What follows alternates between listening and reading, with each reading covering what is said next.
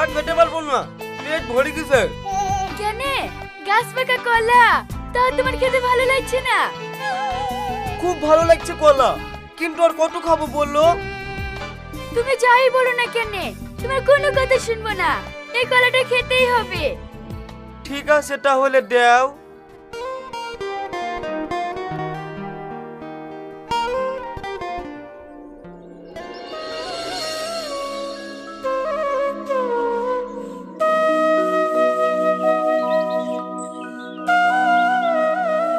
কই গো, কমনে গেলি?